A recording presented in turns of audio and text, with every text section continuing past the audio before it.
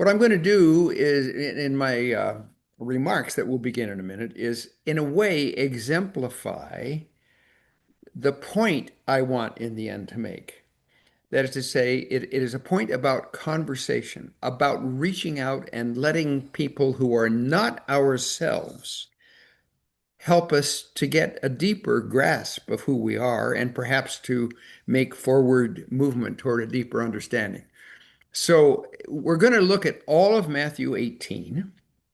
It's an entire discourse of Jesus, and we'll read it together. And I want to begin, though, as I say here, by considering, I'm starting now, two 20th century philosophers who cared deeply about truthfulness. And they are Simon Weil, it's a French name, and Hans-Georg Gadamer, as perspective-widening context for discussion of Matthew 18 and Christian truthfulness. I'm going to share a few sentences about each of these thinkers. They're both well known in philosophical and literary circles, but I don't think either one is a household name. But let me just share, they're both amazing. First, Simone Weil, from an ethnically Jewish secular family, experienced and despised the rise of Hitler and then of the Hitler-friendly Vichy government in France. After a brilliant academic career, she taught students of high school age, took a factory job where she also taught workers in the evenings, so she could identify with workers. She participated too in movements of liberation. She was part of the whole war in Spain during this time, and resistance, and kept astonishing, if also difficult, notebooks of her thoughts. These eventuated in the posthumously published books Grace and Gravity and Grace, also Waiting for God, and finally The Need for Roots. This latter, her vision for a post-war France, written near the end of her life. T.S. Eliot and Albert Camus, 20th century authors, both admired Weil deeply.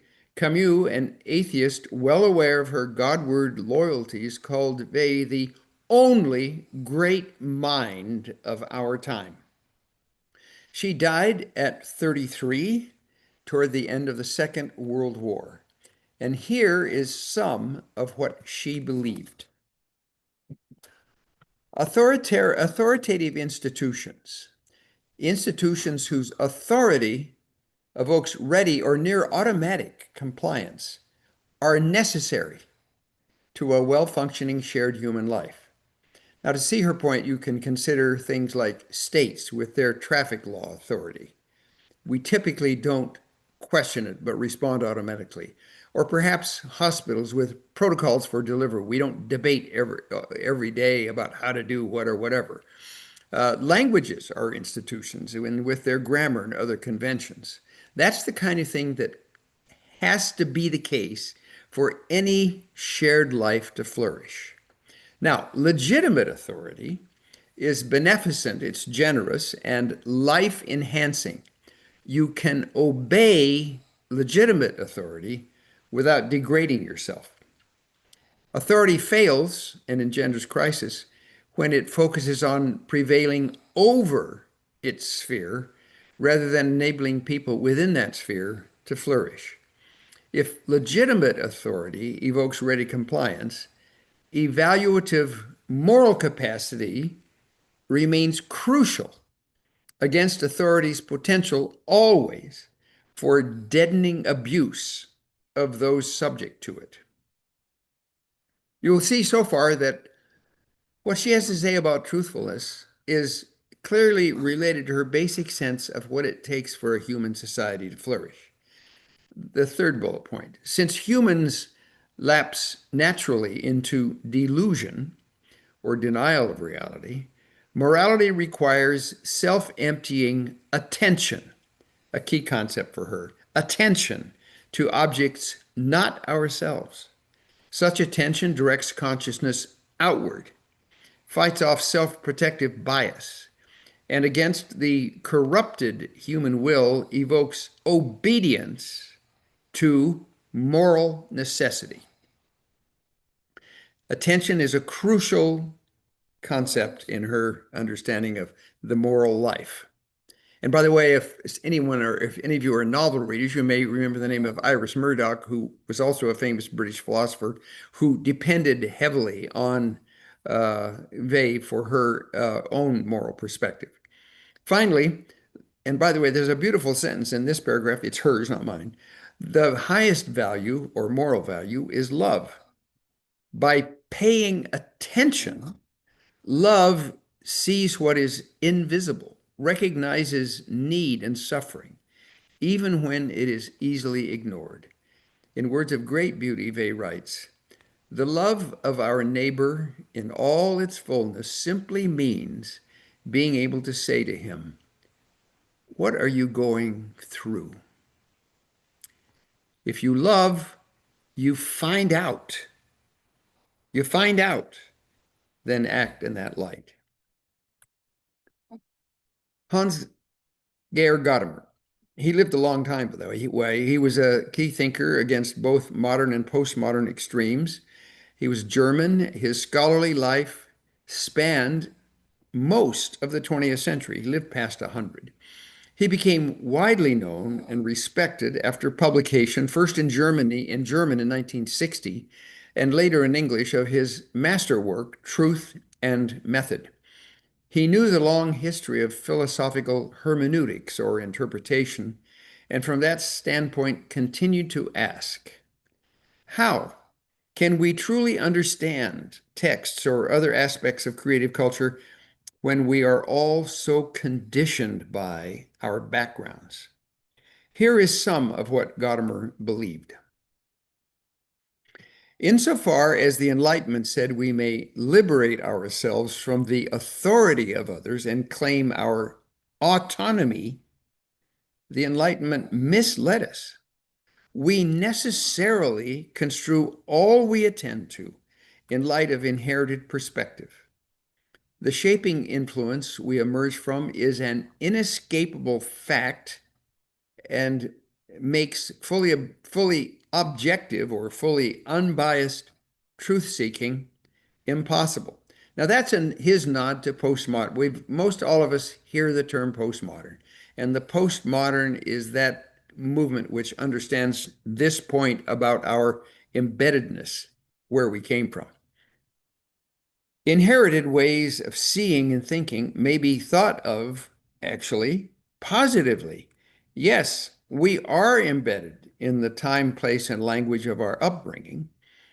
We cannot overcome all prejudice, cannot attain a godlike vantage point, but we can further explore what we have inherited. We can gain deeper understanding through the hard-won insight and practice tradition has passed on to us. Enlightenment disdain for authority, disdain for tradition, is wrong-headed. Nor, finally, is our inheritance a prison. We may engage points of view not our own, enter into open, honest conversation with persons who differ from us, who disagree with what we've taken for granted. Such engagement is a means of self-questioning, and by it we embody the virtue of truthfulness.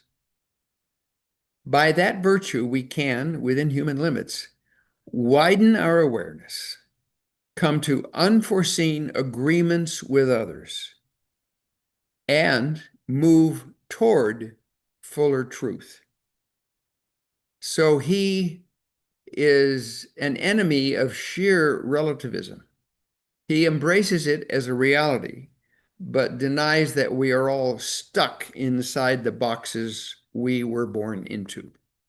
We're always influenced by them, but we're not stuck in the sense of being unable to move, grow, change our minds.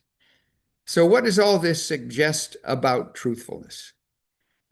This is a review. Simone Weil has taught us that human community requires authoritative institutions. Sheer anti-institutionalism is sheer nonsense. She also taught us that life-enhancing institutions depend on our moral capacity to detect and call out abuse and delusion. This capacity goes to work by way of self-emptying attention to what lies outside ourselves. The key to truthfulness is wanting to find out and taking steps to that end. Morality's highest manifestation is love and reflects this basic point. Ready to obey moral necessity, love peers into the reality of the other and asks, what are you going through? What has Hans-Georg Gadamer taught us about truthfulness? The idea of complete personal autonomy is a delusion. We inherit a way of saying and cannot fully escape our limited or biased point of view.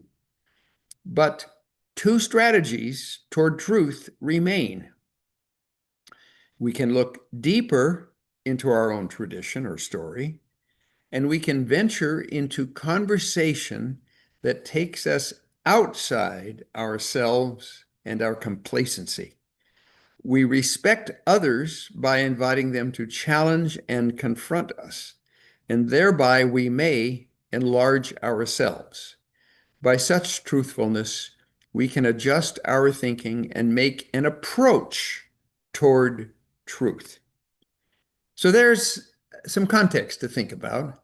Now, I'm going to be reading Matthew 18 as a call to community and conversation. I have the entire chapter here in just a moment, a bit of introduction to it. Picking out the two philosophers we have considered was to a large degree arbitrary, a function of my own interest. But if attention to persons, not ourselves, really matters, it may now help us toward deeper interpretation, I guess we'll see, of Matthew 18. Now I put that chapter, all of it, before us. Matthew 18 contains the fourth of the 5 discourses of Jesus featured in Matthew, addresses the overall theme of relationships, and bears crucially, most would agree, on our Christian existence together. The discourse begins with Jesus' take on true greatness, passes on to how the community of faith, strained as it always is by stress and failure, may approach a fellow disciple who is struggling spiritually. The chapter then asks, how does someone who has taken offense within the community or even been genuinely mistreated deal with the offending party? This brings up forgiveness, a topic on which Jesus here sheds light, both wonderful and challenging. Through much of the chapter, a sub-theme is truthfulness and conversation. Now we're going to review these at the end on slides where I break it down into smaller bits, but I want to just put some questions in front of us to perhaps keep in mind as we, in a moment, read Matthew 18. 1. How does the chapter shed light on true Christian community or shared congregational life? Why is Christian life in community so difficult? This chapter forbids us to stand idly by when someone is a spiritual danger to others. Really? We're supposed to intervene? What do you think? Have you ever remonstrated with a fellow Christian? Would you ever? There are no church officers, no pastors or administrators in this chapter. So is high position unnecessary, actually, to the addressing of church controversy? The chapter imagines conversation toward decision-making, as we will see. How would you characterize the chapter's take on truthfulness? Here's a question. Does all the talk about care and forgiveness, what the two philosophers we've considered seem to overlook, does it add something crucial? How is this pertinent to truth-telling? I'm going to read Psalm 32 at the very end. It may help. 5, when someone breaks your heart or otherwise damages your well-being, how generous should you be in forgiveness?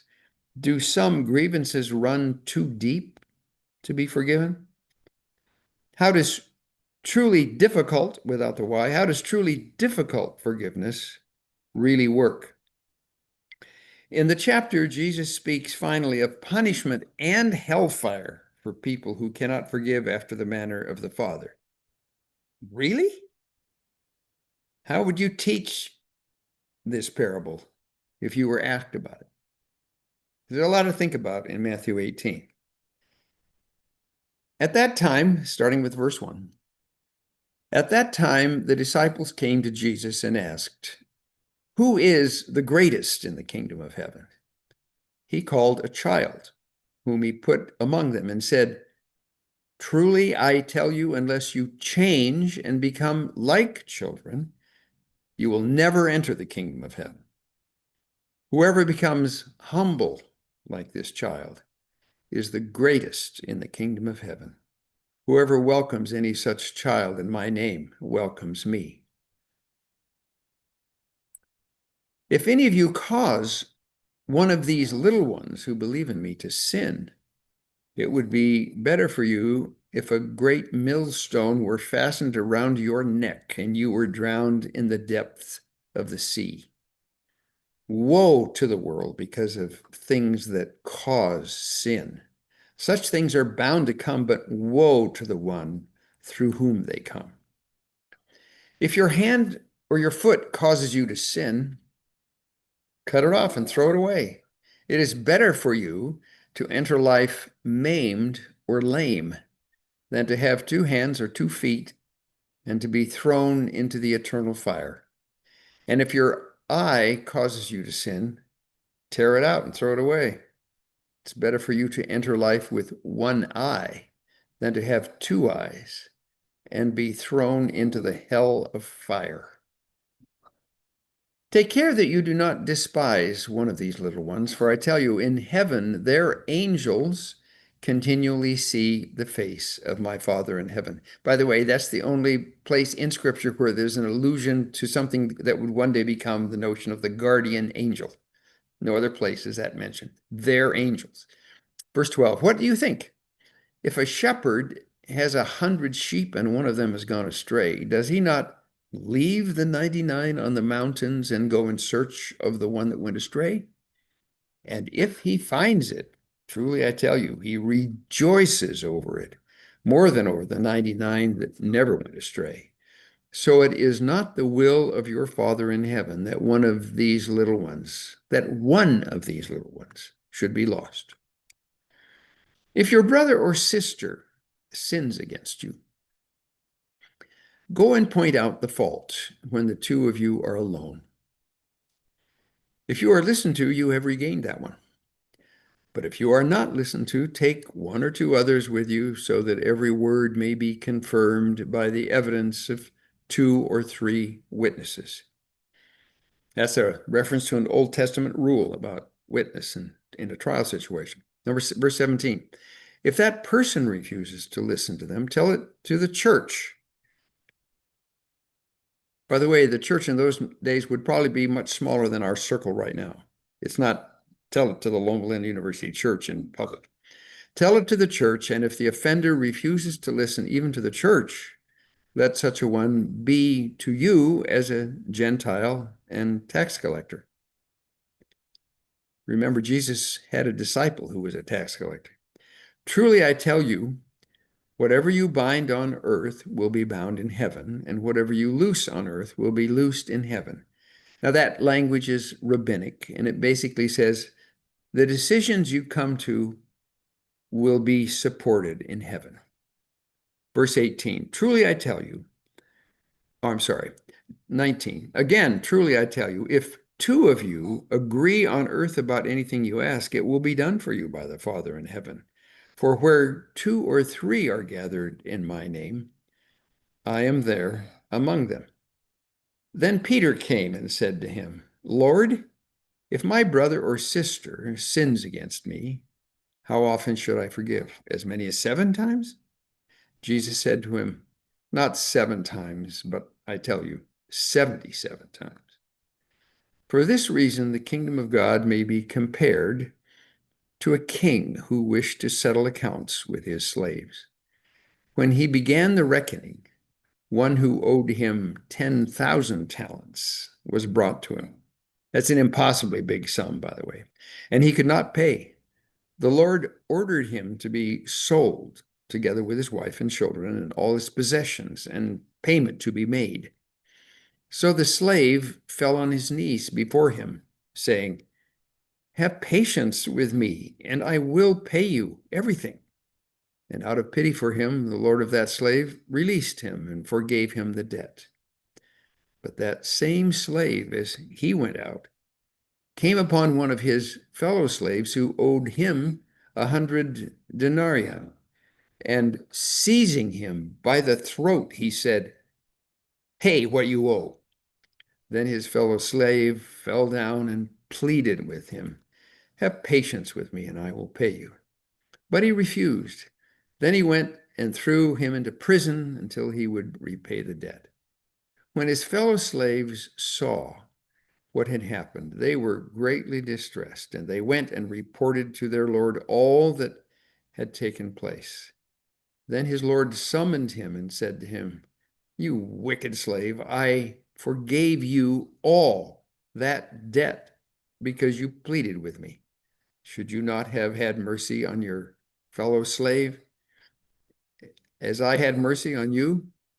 And in anger, the Lord handed him over to be tortured until he would pay his entire debt.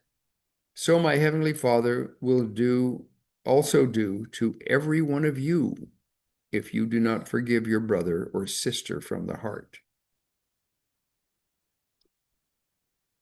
The following from the Psalms addresses forgiveness and self-deception. What bearing might it have? Psalm 32, 1 and 2. I've always loved these verses. Happy are those whose transgression is forgiven, whose sin is covered. Happy are those to whom the Lord imputes no iniquity, and in whose spirit there is no deceit. Now, what I want to do is bring up something else. And I'll see if I can do it here. Are we still on share? Yeah. Share screen has stopped. So I need to, this is where I need probably some help. Can I share screen again? And I go over Yes, of course you here can. Just click on the little green and I share button, share and we're good, right? and we're back. There you go. Yeah, I'm shortening that up a tad so we can. You So, might want to start, and it makes it a little easier for us to read if you actually start it like a PowerPoint presentation. well, I'm not sure I know how to do that, so that's the All bad right. news. Okay, leave it then. Anyway, what I will do for fun. Oh man. Well, you can do it. You manage. Oh, I'm going to have one more question. I want to just review Vile on truthfulness and Gadamer on truthfulness, and then review our questions. And then I have one more new question for us before we start discussing. So, to review her points somewhat more briefly, human community requires authoritative life-enhancing institutions. Life-enhancing institutions depend on our moral capacity to detect and call out abuse and delusion. Moral capacity best goes to work by self-emptying attention to what lies outside ourselves. The key to truthfulness is wanting to find out and taking steps to that end. Morality's highest manifestation is love and reflects this basic point. Ready to obey moral necessity, love peers into the reality of the other and asks, "What are you going through?" You probably ought to have already thought of this, but you think about the controversy within conservative Christianity and certainly our own concerning the LBGT community. True love asks, "What are you going through?" It doesn't make pronouncements without taking that kind of interest in the other.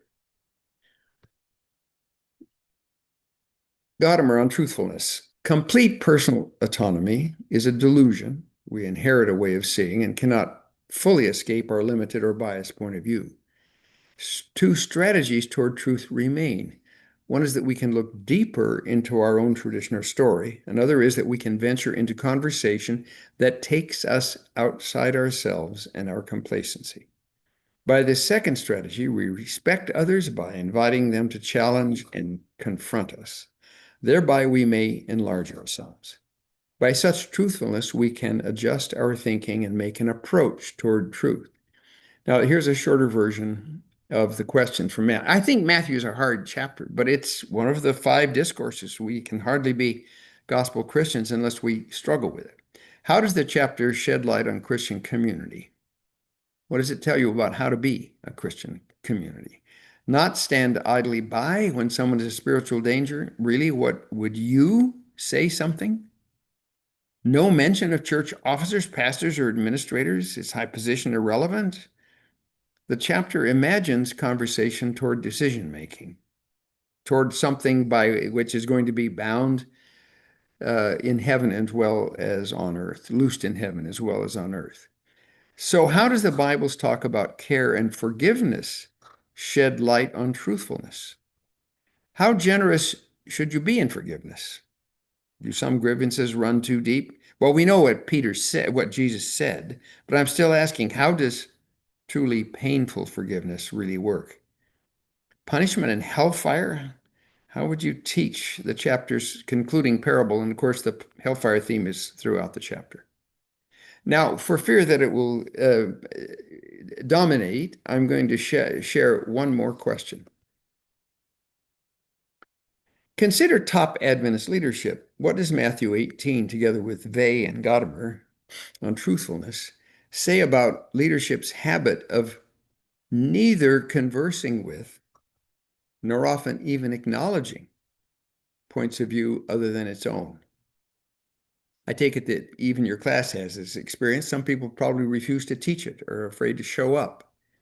And certainly a lot of what is said in Adventist Today or on the website, and this is true also on the Spectrum side, a lot of what is said is never acknowledged, certainly never discussed. It is ignored. It is met with the attitude of not wanting to find out. Anyway, I'm going to stop sharing again, if I can figure out how to do it, and we'll just chat.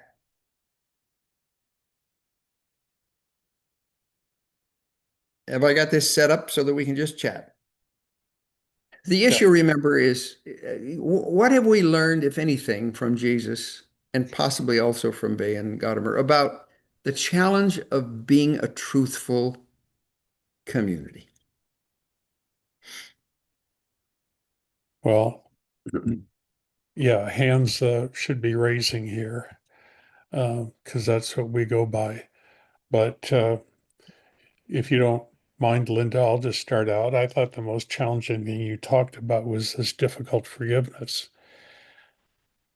I have taken the attitude in certain situations that I forgive you, but I don't particularly want to be around you. And that's a hard place to be. I don't know that. Do you rush in to say you and I really have to settle this, or do you just leave it go? I find that an interesting question. I don't know what you've thought about that. Well, I think it is an interesting question. I would immediately say that to forgive someone is not, does not require that you become best buddies with that person. I mean, you can imagine forgiving, say, a former spouse, which I've certainly in my life done actually, and it doesn't follow that what follows from that is that you love them in the sense of being still interested in what they're going through and ready to respond to the degree that you can. But there's Mhm. no rule that says you have to hang out. It might even be better for both if you don't hang out. But it's Difficult forgiveness is hard, and that old cliche, forgive and forget, is almost certainly misleading.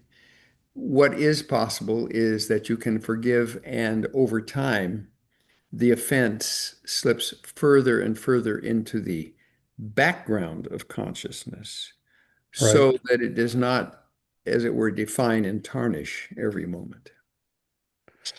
Yeah, if you don't ever talk about it, I find that it keeps simmering and popping out from time to time. Hmm. And yeah, we're talking probably psychology more here than theology, but the two really blend a lot. But I'll let others join in here. Yeah, Do you I'll, want me to I'll take, call? Oh, the moderator calls the names. Fine, I'll be I'll, quiet. I'll take it Thank from you, here. Linda. Go ahead. Yes, of course. Well, and I think this is where even my fine liberal arts education fails me. I've always sort of operated under the mantra that never ask questions you don't really want to know the answer to. Uh, it served me well in life, quite frankly, particularly with my children. And so I sort of question the vague notion of truth and what that even actually means. There was a very interesting movie that Paul Newman and Sally Field starred in that was titled Absence of Malice, having to do with the fact that something could be true but inaccurate, I should say. So I think this is a bit of muddy water for us, but I'm sure that George is going to help us clear it up. So George, welcome. Good to see you this afternoon, my friend. I'm good you've unmuted. Please go ahead. Yeah, good to see you too. Oh, and I'm sure I will resolve all the problems and give you all answers right now. Linda, you are funny.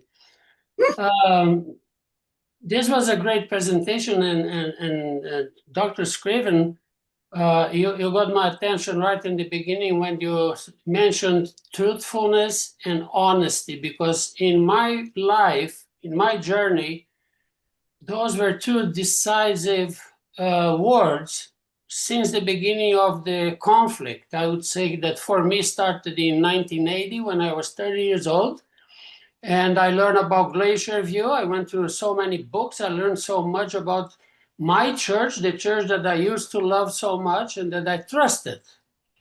And then I realized that things were not actually truthful. And I have been deceived and duped, and it changed my perspective, religious perspective, my relationship with the church, and everything. And I think that the problem persists in the Adventist church. There's no transparency. There's no dealing with problems. There's a lot of cover up and all that. So this is a very, very frustrating seeing the church stuck for so many years on an artificial stage, and that is yeah, it's collapsing here in America, Australia, parts of Europe, but in other parts of the world, when the church where the church is growing a lot, is growing still based on the same foundation of falsehood and misconception and misleading. So I'm glad that you are dealing with this issue. I can smell a new book coming soon from you. It will be interesting, and hopefully you will not try to publish at the Pacific Press, because that could be another disaster right there. Do it somewhere else. Thank you for the presentation. I always appreciate your thoughts. Thank you. Thank you. Thank you, George. And I guess one of my motivations in looking at Matthew 18, well, one of them might be, George, that we develop and even display a capacity to forgive, and perhaps even to forgive bureaucracies that mislead. But equally, or maybe more important from your standpoint, possibly more important from mine, is this. The chapter says, if someone has been offended, if someone offends you, as our church did at one point when it seemed to say dishonest things to you, or literally did, an ideal church community would be one which immediately engages you in honest conversation.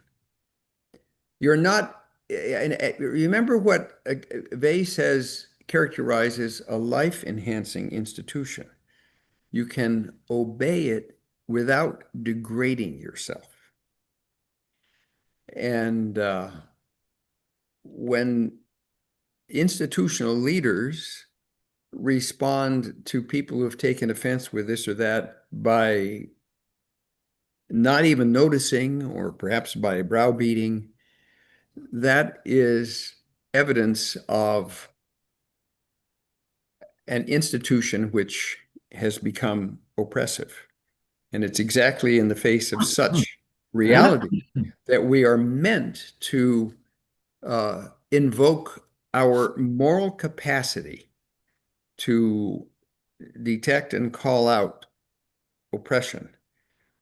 That a true religious community is one which deals straightforwardly, honestly, with the difficulties, including the very kinds of difficulty that may call forth the need for forgiveness.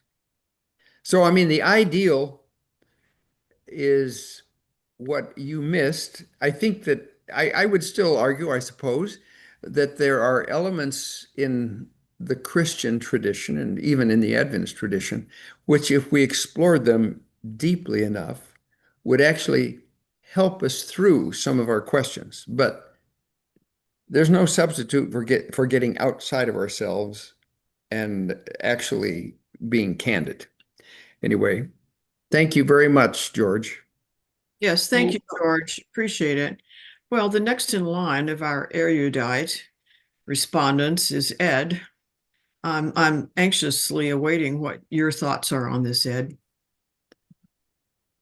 Thank you, Chuck, for your presentation. I have observed over the last few years that you seem to be frequently frustrated by the inability to have dialogue, particularly with church leaders, particularly church leaders in Silver Spring.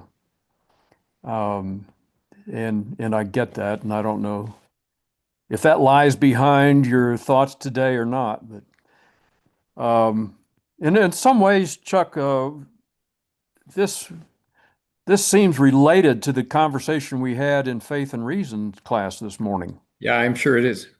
Yeah. But I really appreciated your quoting Simone Weil. And two or three thoughts stuck in my mind. Number one, she talked about authoritative institutions. And I think probably that at least the desires of some of our leadership is that that's what the Seventh-day Adventist Church becomes, is an authoritative institution. And the question is it benign or other adjectives we could use? But I was particularly struck by paying attention outside of ourselves in your quotes of her. By the way, I didn't realize she was so young. She was wise beyond her years. I don't think we're very good at paying attention outside of ourselves, particularly once you're in the bureaucracy of the church. Instead of paying attention to what's outside and learning from it, we go into defenders of the truth mode. And it's hard to learn anything from outside yourself when you see yourself as a defender of the truth. And that truth is well known, it's documented, it's isolated, it's unique. And that all we have to do is pursue that. We don't want to know. We don't want to find out what's outside of ourselves because we already have it. And I feel like that's a fundamental flaw in the advice that how we react to Simone Weil's advice about paying attention outside of ourselves. We don't want to. We don't think we should. We think we're already in the right spot. So that's kind of my reaction to how to apply what you've been reading to us to our denomination. Well, I think it's true of any institution. I mean, for her, the phrase authoritative institution would be a positive phrase because she believes in authority is necessary. But what's true of any organization is that it can aspire to be authoritative in a demeaning and destructive way and thus become non-life enhancing. And that probably is true of all organizations, including, say, the police departments that manage traffic. I mean, they're not perfect. But I think the idea that we should be alert to finding out what could go wrong or what has gone wrong or what might be done better, that is a fundamental tenet of her moral vision. And you've correctly identified this. It requires humility and readiness to admit you need to grow. Absolutely, it's required. And the conventional, most conservative form of Adventism likely fails utterly on this point. Now, not all Adventism, but I mean, insofar as the wing of the church that's the most conservative is constantly in self-protective mode, constantly trying to keep us from reading anything that might shake us up. That goes back to this morning, too, in this book on the prophet, which has, at least for the moment, been somewhat suppressed. That's a problem. And the gospel is telling us that faithfulness to Christ is a willingness to exchange conversation when we either give or receive offense. It's just crucial. Anyway, thank you, Ed. Well, Just let me say one more thing, if you don't mind. It's a little plug. I know you all realize there are very few places in Adventism where we can have this kind of conversation. There are a few other spots around, but they tend not to be widely geographic dispersed. And so this is the way you can have this conversation.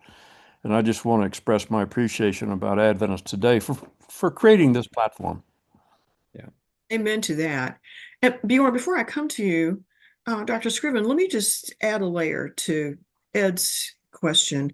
I wrote this down when you did your presentation that Gadamer said, and I think I wrote it accurately, that truth-seeking is impossible per our inherited perspective. Now, when I heard that, I initially applied it to myself. I grew up in an area of the South of the United States where racist practices were de rigueur. I mean, it was just how I was raised. So I understand some things about this. But then I thought, is this not only true on an individual level, but is it true on an institutional level? Is it possible that a denomination, such as the Adventist Church, would find truth-seeking impossible because of our inherited perspective? Have we not institutionally an inherited perspective? What would you say to the answer to that is yes. Now, we have to be a little subtle about Gadamer's point. His point is not that he would argue that you can seek the truth, and you do that by going either more deeply into your own tradition or by making a deliberate effort to reach outside your tradition so that you can be challenged by perspectives not your own. So it's not that truth-seeking is ruled out. It's that the idea that you can arrive at unbiased truth in a perfect way is completely nuts. And that's one reason why Simone Weil she was very attracted to Catholicism, wrote much of the early two books, Waiting for God and Gravity and Grace, is taken from letters she wrote to a Catholic priest with whom she had conversations. But she was always wary, actually, of joining. She was Catholic friendly, but she was wary of joining because she was worried that the church was taking itself maybe too seriously or would somehow infringe upon her own autonomy such as it is. She would have affirmed the notion of autonomy, and even Gadamer would not say there's no autonomy. But the point is that antiseptically pure autonomy is a fiction. So yeah, institutions. Now that's true of Adventism. That's true of any institution we can name. It's true of the Democratic Party. It's true of Mamdani and his crowd who just won a primary toward the mayoralty of New York City. All of us address reality from standpoints that we have inherited and not fully transcended. But see that those two things, either examining further your inherited propensities or looking outside, don't those serve as a further indictment of the institutional church, which refuses to do either of those things? Oh, well, then the answer is yes. No, the institution that refuses to do either of those is corrupt. Yes. Thank you I so think much. that's a temptation for all institutions. It's probably the case, although I don't like admitting it, but we would surely qualify as among the most corrupted on that front. And it has to do partly with probably the authority of Ellen White, which requires us to never admit that anything we have inherited from her is wrong. So it's a fact about any institution, including whatever your favorite institution right now might be. But it is a serious problem within Adventism for sure. I appreciate that. Thank you so much. Bjorn, it's good to see you. What are your thoughts? Thank you, Linda, and thank you, Dr. Scriven. This is, I'm going to try to hold it up to the camera. This is a power bank I just bought, a very, very heavy-duty one ahead of GC session, because at an annual council session I went to, I was sitting next to a guy from Fulcrum 7. Okay. And I'm guessing some of us have read Fulcrum 7. It's kind of like the Breitbart of Adventism, if you remember that stuff, the far right kind of side of Adventism. And I remember I was tweeting away, and my phone was about to die because I didn't have enough battery on my phone, and I was in a bit of a predicament. So I asked the Fulcrum 7 guy next to me. I said, can I charge my phone from your battery? Like he had an extra lead or something there. And I could see he had kind of a crisis of conscience, because it's like, should I help the other side here? Like, should I help the Adventist Today guy do his work, which must have been hard. But to his credit, he let me charge my phone. And I reminded him of that recently when he reached out to complain about what he called the GC's approach heavy-handed to the long list of rules that they've given us as external media for our reporting at GC sessions. So we're all, Spectrum, Fulcrum 7, us, others, all have to comply with these really strict rules if we want to be in their external media session. So may I ask, just ask, these are rules that govern what you write? No, but govern how you behave when you're in the building. Yeah, it's access. Like, we're not allowed in the delegate section. We're not allowed to be on the floor. Various things, and then they warned that our credentials, our reporting credentials, can be taken away from our press passes. If we don't obey. Well, what I found funny, apart from the charging cable, was that Fulcrum 7 also feels that they're heavy-handed, and so it seems as though kind of what you said about the decay of the bureaucracy. The GC is losing power on both sides of this conversation. So like what I'm trying to get to, I guess, is a way to have constructive conversations that could just completely cuts out the bureaucracy, and to have conversations across global Adventism that allow for that. And I think a lot of what you touched on, the principles there in Matthew 18. I was wondering, are there ways that cut out the middleman, or the kind of the strong man of the GC, and simply kind of facilitate open conversation across the global church? To have real conversation where each side listens. Have you come across forums that do that? What can we learn from them? Like, I'm genuinely interested. I think that we're very siloed in the Adventist church right now, to our detriment. Oh, I would agree with you. And I think that Adventists today and Spectrum and maybe in their way Fulcrum 7 are reaching out, but we probably should hope and pray for the day when these institutions can actually be engaged in real conversation, either with one another or with church leaders. What upsets me is the tendency for church leaders, totalitarian style. This is exactly the style that would obtain in a totalitarian government, to ignore and, in whatever way possible, also oppress the persons they don't approve of. And it's that ignoring thing. Linda, I'm back to what are you going through, which is not quite the same as what is happening to you that I could criticize. But it seems to me that if leaders are not willing, say, to teach this class, I don't know whether you have GC vice presidents ever teaching the class. We That tried. that's a problem. You try. We tried, and we had someone lined up. Lauren can give more details on it. Spectrum just did a job on the guy I'm talking about, and he had to back out last minute because he got pressured into not talking. Oh, I don't follow things as much as I used to when I was chair of the board, although I did read the piece about this communications guy. Maybe that's what you're talking about. That's the one I'm talking But, about. And, yep, just yeah. he was willing, But, but they were not. Yeah. Yeah, I mean, Thank the main thing is that we need to allow the gospel, perhaps the gospel seen through eyes not our own, as well as our own eyes. So reach out, and whoever your favorite expert on truthfulness is, learn from that person too. But we need conversation. Let's put this in plain, simple prose. A church that stifles conversation is demonic. Or let's put it another way. A church that stifles conversation is a cult.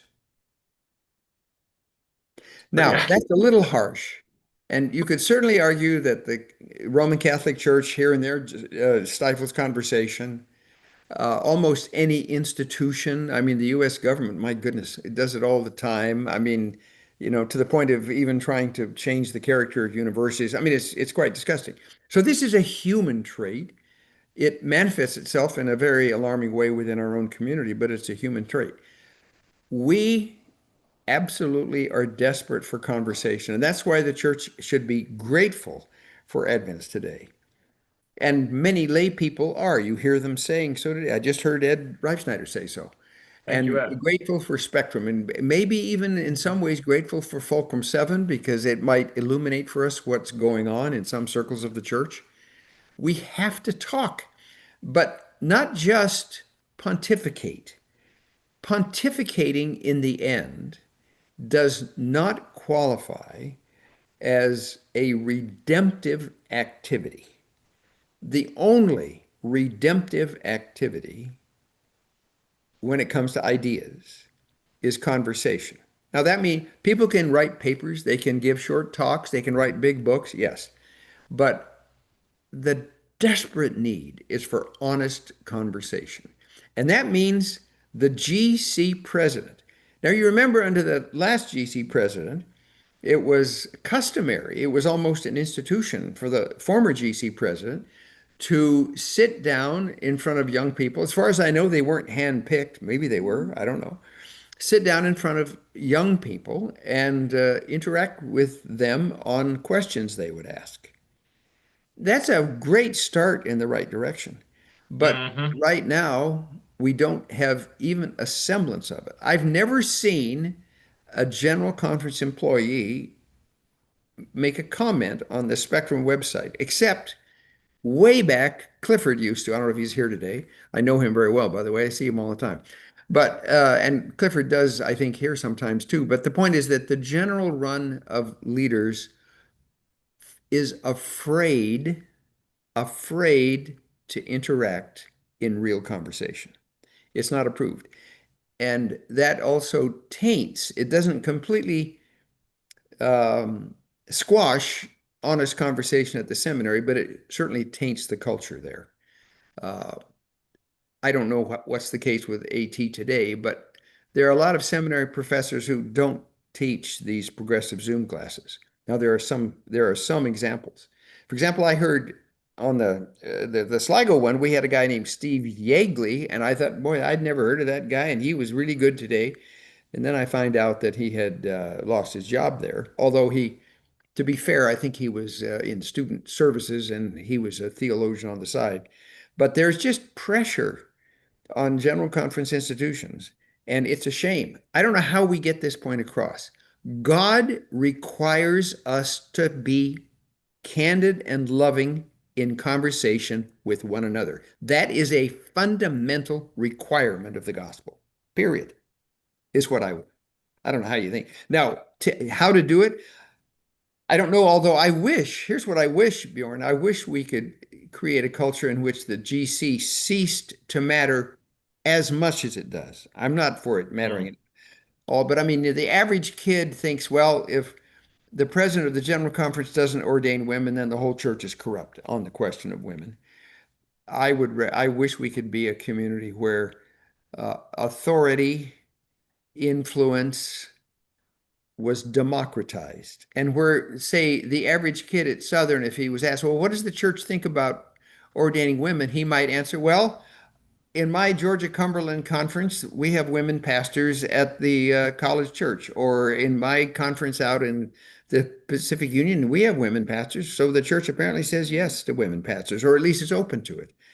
But we're fixated, and this would be true of me, that might be partly explain Ed Reichsneider's remark earlier.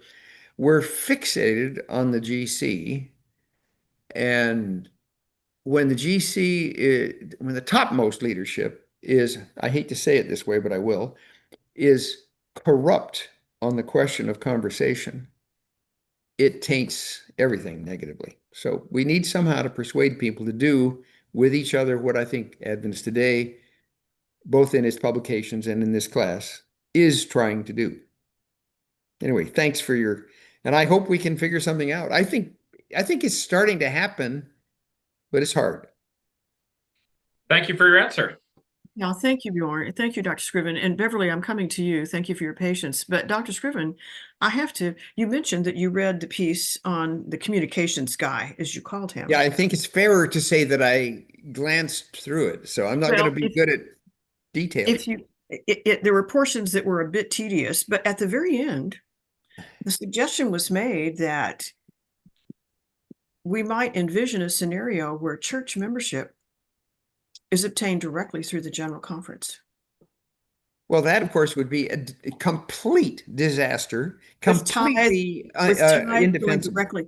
And I thought to myself, with the shrinking pool of pastors, at least in the United States, and with the general disenchantment that we think the General Conference has with divisions and conferences, it takes confirmational bias to a whole other level, doesn't it?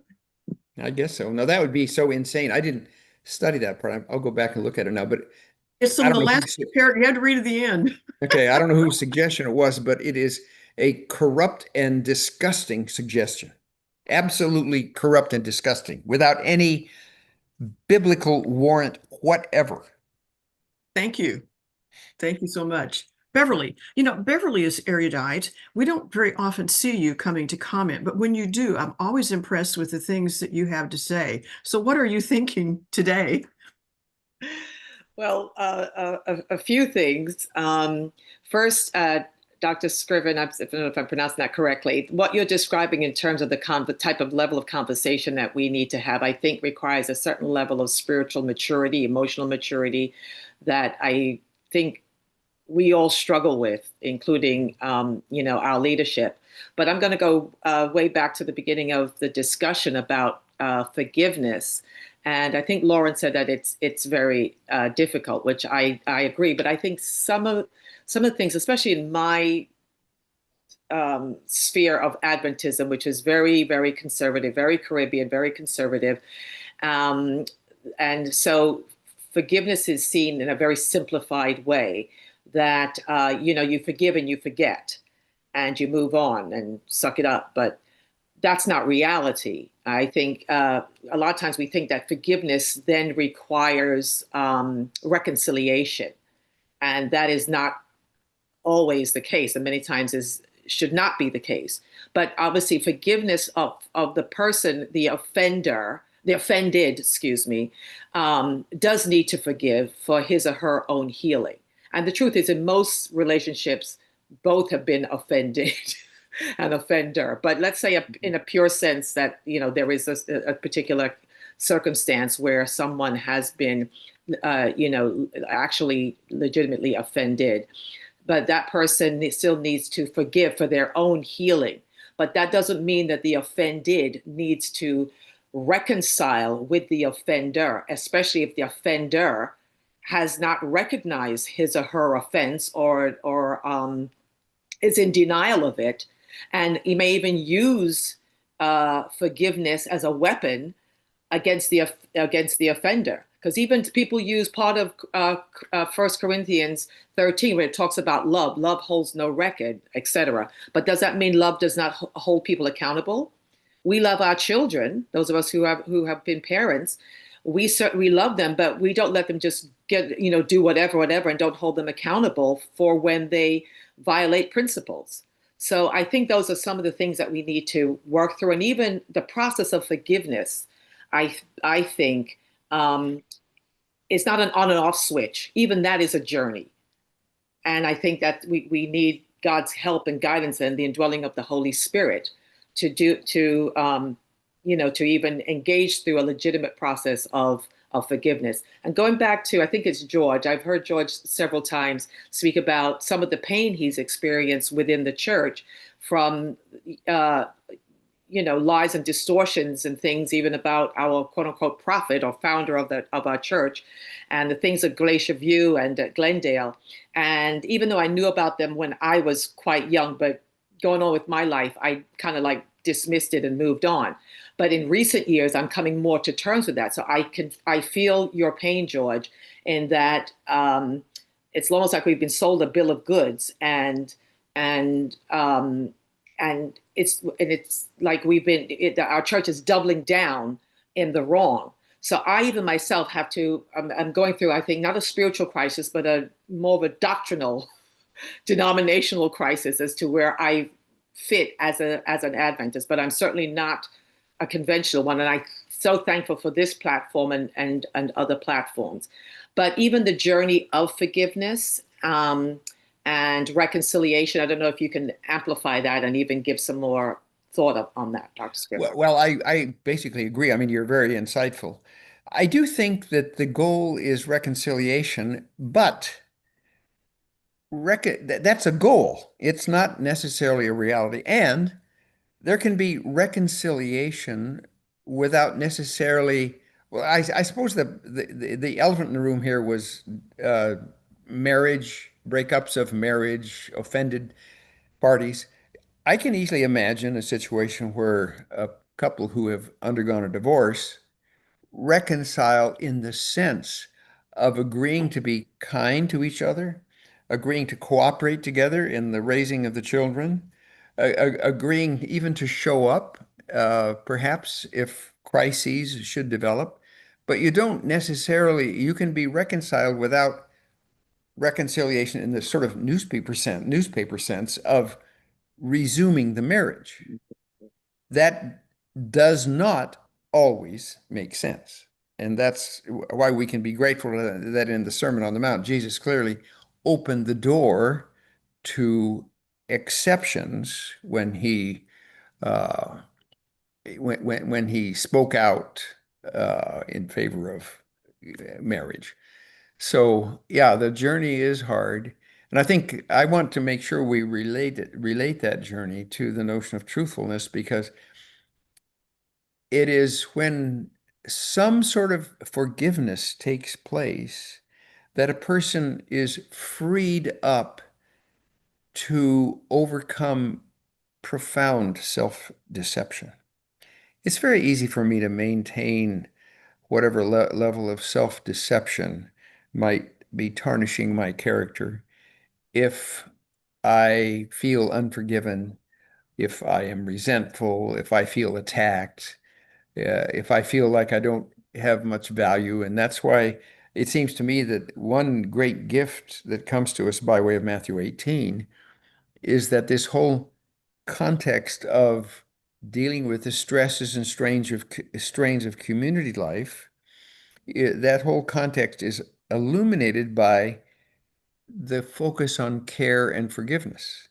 The philosophers didn't, now it's not that they wouldn't, but in what I know of both of them, they don't really focus on how a spirit of forgiveness can open minds to the possibility of constructive candor and conversation. It's a context within which conversation can flourish. None of us could have really great conversation with the top leadership of the General Conference if we were so hard bitten by resentment. Maybe we are, maybe I am, but that we just despised. I mean, how do you have a constructive conversation with someone you despise? You have to be, in some sense or other, you have to have a character which opens the way to love. Love matters with respect to truthfulness. Thank you. Yes, indeed. Stephen, it's nice to see you. What are your thoughts? I'm asking you to unmute. There you go. Thank you. Chuck, I want to say, first of all, that you've been a large part of my growth within Adventism for many decades. I've followed your writings closely from way back in the beginning of your career. And I just want to say thank you for that. You're welcome. It's interesting because this week has brought to my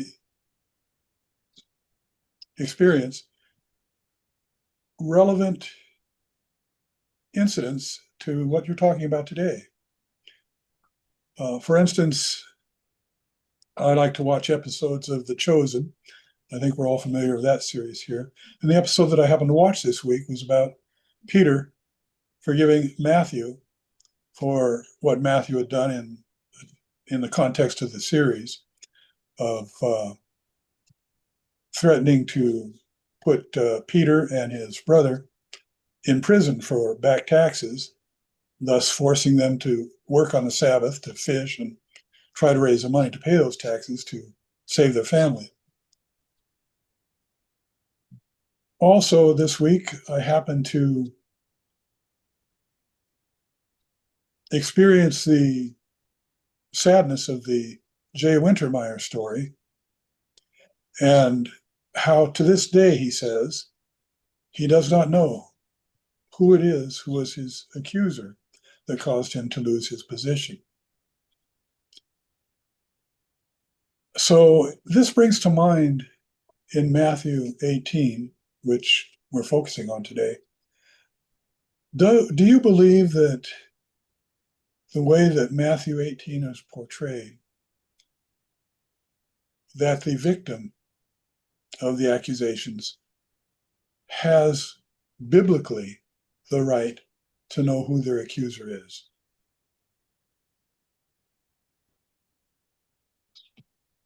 Well, before I need to figure out a way to think a little bit about this, so I will just say very quickly that I spent most of my boyhood in Spokane, so I know your town very well. It seems to me that I don't know with respect to all possible situations that we could imagine, but in general, a healthy community and an authoritative, in the good sense, institution will be one in which there is a serious commitment to candor. Now, it doesn't mean a commitment such that you open the way to unnecessarily hurting other people, unnecessarily bringing in so-called truths that actually destroy, but the general commitment, I think, of a community that wants to take Matthew 18 seriously is a commitment to truthfulness, a commitment to wanting to find out what is the case with a view to strengthening the love that exists among the members and the ability of these members to flourish to the degree possible in their circumstances. So I bet that we would want to do case by case work with respect to your question, but the fundamental value would still be candor and honesty, both about our intellectual disagreements and maybe even about the activities that have offended other people. Does that make sense? I'd like to frame this a little bit in the context of the statement in the epistles where the church is accused of being worse than those who are heathens, essentially, that even heathens do not do what the church has done. Because when we look at our court system, it's fundamental in America that in the court system, the accused has the right to know who their accuser is. And I'm talking even about egregious cases like pedophilia or sexual abuse. They still have the right to know who is accusing them. And we do not grant that right to church members. And it's become a political weapon within the church that you can go to the pastor and make an accusation. And, you know, I'm looking in a local sense. We've been talking so much about the General Conference. I'm talking about the local church. You can go Well, to that's what Matthew 18 is talking about. So good. Yeah. You can go to the pastor, you can make an accusation against someone with full knowledge that the pastor will never tell that other person who it was that made the accusation because of some perceived need for confidentiality. Okay, well, that's why we need case by case analysis that is driven by candor and love, because I'm sure that I guess there would be cases where perhaps the accuser's identity should be kept secret. I don't know. But in an ideal situation, the accuser should sit down with the offending party and talk it through. That's what Matthew 18 says. We ought to be honest with each other. So basically, you're saying it's not an absolute value. No, I don't think. I'm always wary about anything that is absolute in a way which paves the way to suffering. The Jews put it this way, you know, the Sabbath, the laws governing the sacrificial system, whatever, they're all intended to foster life, to foster the health and life and well-being of people. So the highest value is not some rule. The highest value is the life and well-being of people that rule is meant to support. So, for example, we keep the Sabbath, but probably no one in this circle would refuse under any circumstance to sort of buy gas. Obviously, we just wouldn't do that because if you're on the way to the hospital or whatever, you buy gas. And so that's why I think you have to deal with things case by case and that there can be challenging circumstances.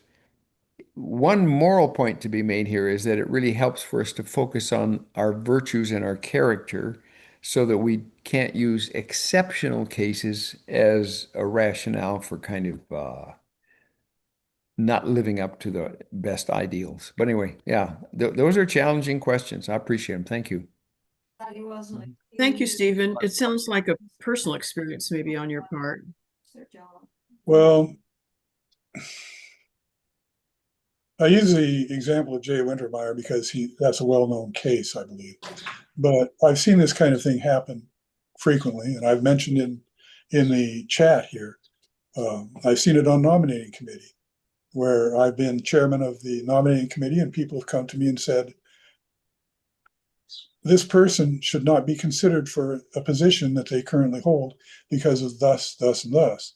Yeah, and I asked them, have you been to them to talk to them about it?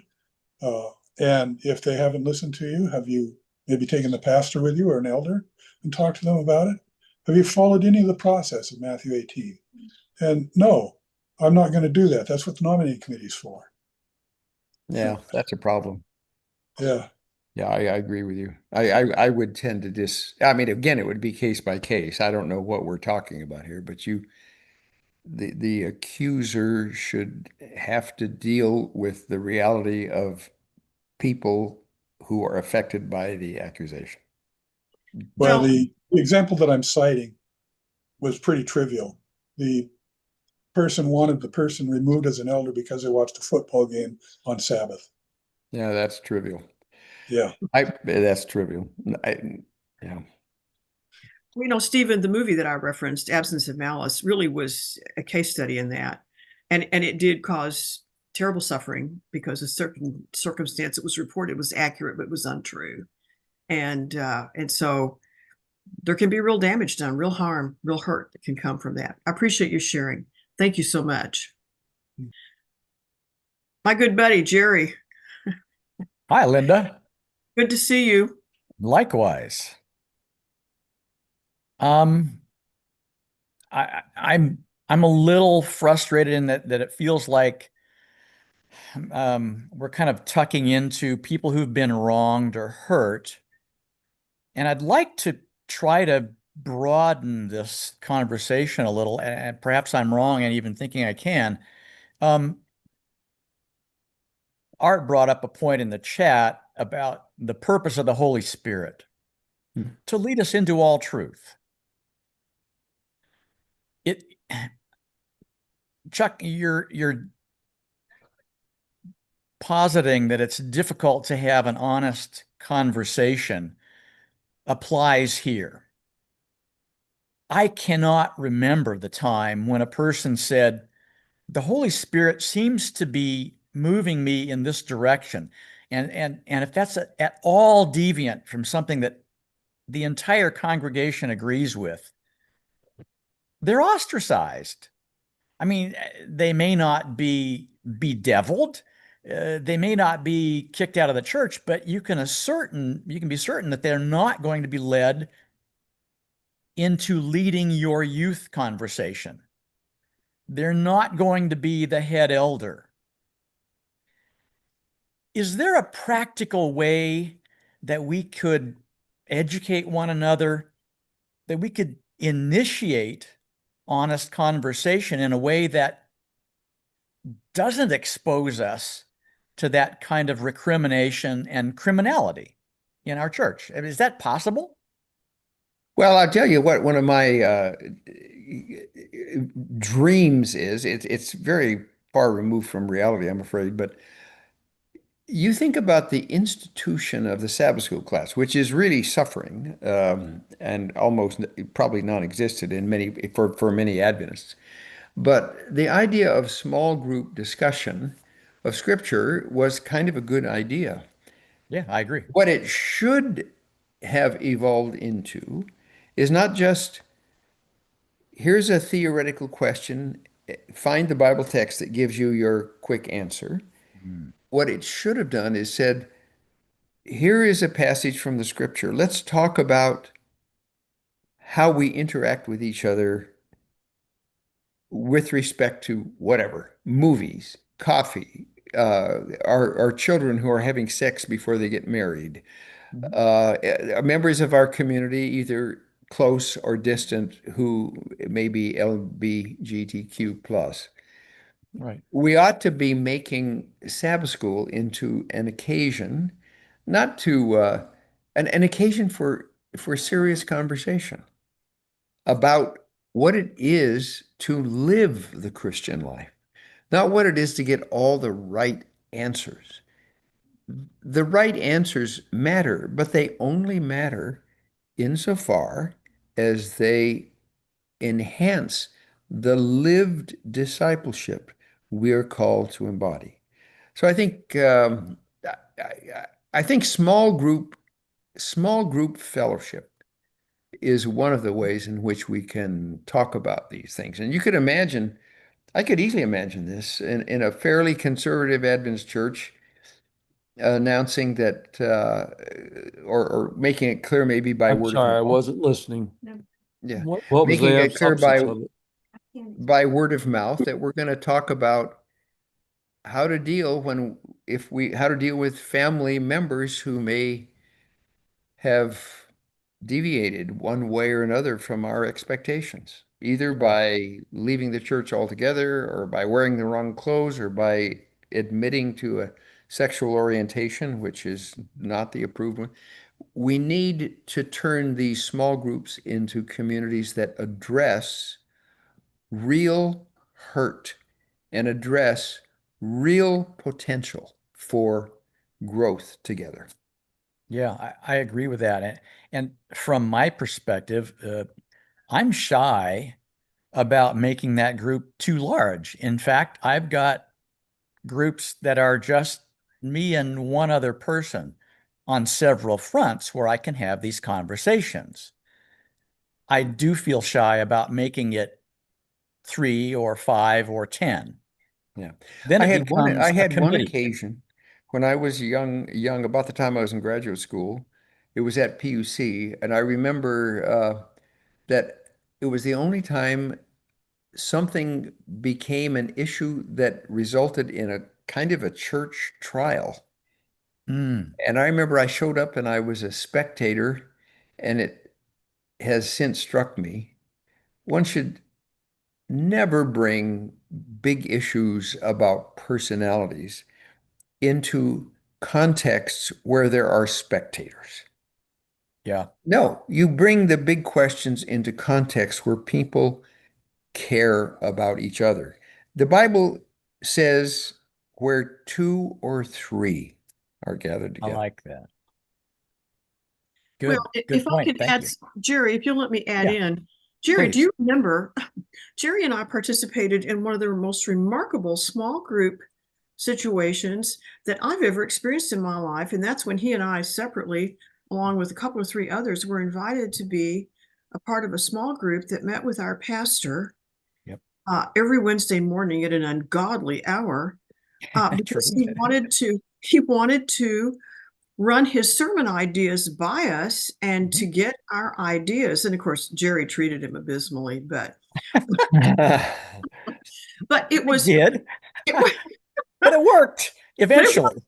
but I think it's just an idea, but it was so valuable to the pastor. I think that it was his idea. We didn't come up with it, but that was Yeah. the most joyous group I've ever had the opportunity to participate with, because there were no punches pulled. We just, if he had an idea that we thought was terrible, we told him that.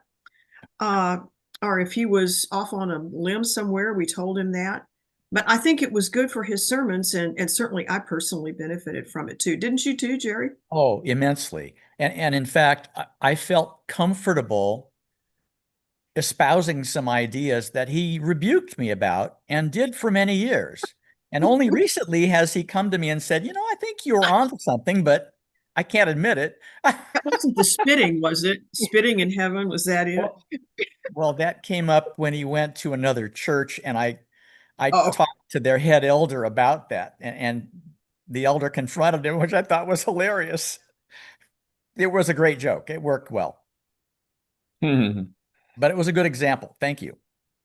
well, and just again, to piggyback on Jerry's comment, I think somehow I have ended up in a situation through, well, I would say no fault of my own. I think that's true.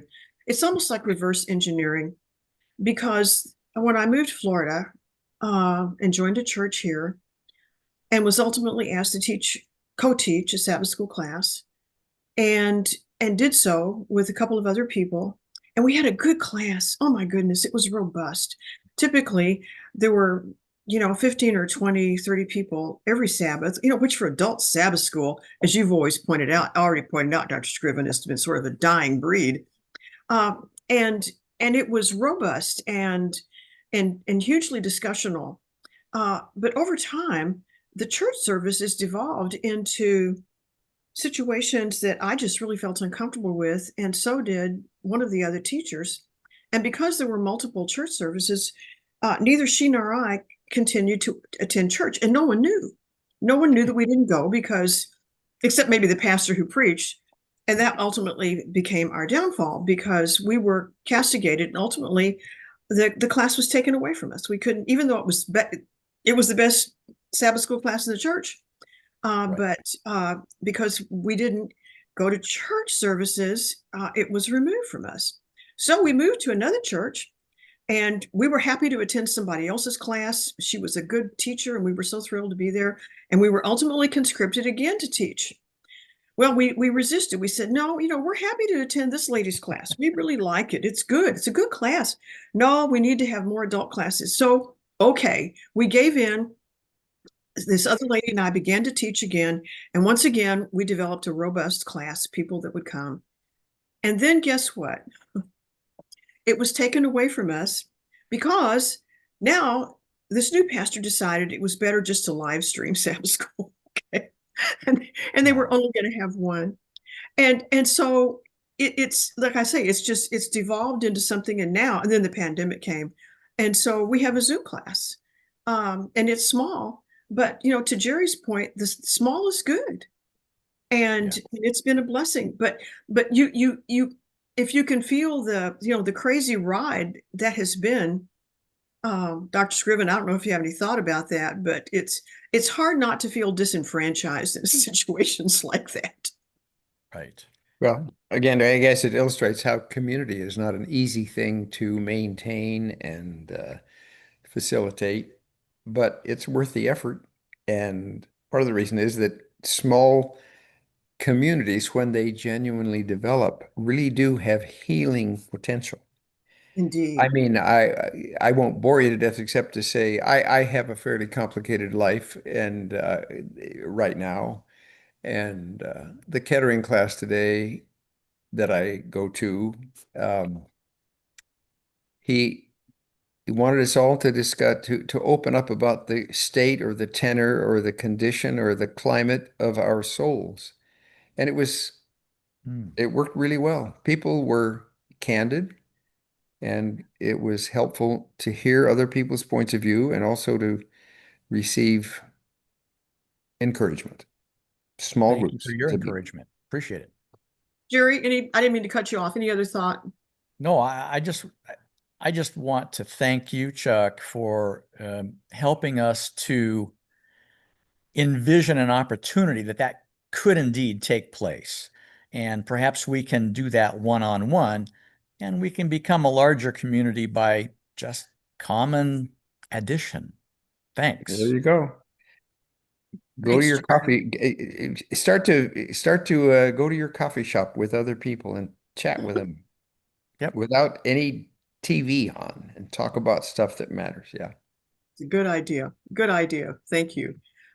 Ray, welcome. What are your thoughts this afternoon or today? Well, I'd like to thank Dr. Scriven for his presentation. He's stimulated a lot of very interesting discussions. And following on from what Jerry said, I've been involved in running a small group on Zoom since COVID. We just kept going, and we have a small group of people between, I guess, between 8 and 12. And they share very, very well with each other. They've bonded together. They will challenge each other, but there is respect for each other. And I found it far more positive to my Christian growth than actually going to church, because it functions very much like a first century church where people come and they bring and they share how they've been blessed this week. And it's very much more it's a much stronger form of doing church as far as I'm concerned. But going back to what you talked about, talking about forgiveness, the conversation drifted onto reconciliation at one stage on a few speakers a few moments ago. And reconciliation, I think it's right, but reconciliation requires a willingness on both parties to be reconciled. It can't be a one-sided thing. So what do you think of that in the context of forgiveness? If you try to forgive somebody, but they don't want to be forgiven or not even willing to talk about it, how can you resolve that situation? I don't have any really good answers, except that it seems to me that readiness to forgive is fundamental, but no one can force another person into a willingness to be forgiven. So one must be always ready to forgive and then do one's best. Community's hard. That's why we have to, and it's a challenge. And we need to train each other when we are getting along in the virtues that might enable us to deal with the eventuality that we have serious disagreements or hurt each other. Yeah. Because it's hard. I think you just have to say it's hard. In that situation, but you don't, obviously, oh, go on. no one is required to turn a hellish relationship into a heavenly relationship on his or her own strength. We are required to be ready to aim for reconciliation. That's all. Okay, but that can work well, or that can work at a local church level. But thinking in the broader church context of the General Conference, it seems that there is not a willingness to be reconciled with anybody who sees things differently. Well, I would agree with that, and that's and I don't know how you break that one. I don't know how either. I think I think that what we're doing together here is a slight step in the right direction because we're having a conversation that involves, last time I checked, 140-ish number of people. So this is good, and we need to be candid with our leaders, our pastors, our conference presidents when we have the opportunity. But there's no magic bullets. That's a shame to admit, but there just aren't any. It's hard work. Thank you for your reply. Thank you. And thank you, Ray, for your question. George, glad to have you come back with another thought. What's on your mind? Yes, it's another thought more on a psychological level, probably. I can hear in everyone's voice the concern with their existential experience. In this case, a existential spiritual existence, because the church has not given us a structure where we can feel a solid foundation, let's say. It's all like quicksand now. And this brings a dilemma for everyone. Everyone is dealing with a dilemma, what to do. And I want to just briefly illustrate with a computer. A computer can be reformatted, not reformed. So if we have a file that is not good, needs to be reformed, we can reform that and move on and keep the file. One of the fundamental beliefs can be maybe reformed, or can be actually, if it's too corrupt, it can be just discarded and that's it. But if the hard drive is corrupt, the computer is no longer working properly, and the hard drive needs to be reformatted. So it's different because it eliminates all the information and starts over. And so I think that many people go through this dilemma. Do I stay and try to reform the church, or do I reformat my spiritual experience and I start over again in a different context without putting any attention to what the church is doing or what is happening there? I opted for the second. A long time ago, I went to the reformatting things, so I'm not connected to the church emotionally anymore for quite a bit because I reformatted. That's it. Everyone has a different experience. I understand some people, they need just to reform a couple of things and stay there and move on. But it's a dilemma, and is related to is so psychologically intense, I would say, because it deals with future. It deals with our future and what is going to be in the future, our experience and our survival in a spiritual context. So that's the idea that I wanted to throw into it. That yeah, everyone has the dilemma, and if they are honest, and there are options, and everyone will have to make a decision according to their personal, psychological, and spiritual need. And I should leave it right here. Thank you. Thank you. Do you want to comment, Dr. Scriven? No, I think he's right. I mean, I think my own personality, and I think this makes sense given what we kind of know about the way human beings flourish, is to put perhaps a greater focus on building community than on sort of developing my own separate individual self. And that means I am willing to belong to a flawed community because I think communities are good. Having said that, of course, there are limits. There can be times when you might have even a moral obligation to disengage from a community. Yeah. But I mean, I think individualism taken to the extreme of it has it has to be something that I feel is admirable, I agree with at every point, at every level, that sooner or later will lead you to become a church of one. Because I mean, you don't get communities that are that good. Oh boy, well, there's something to chew on.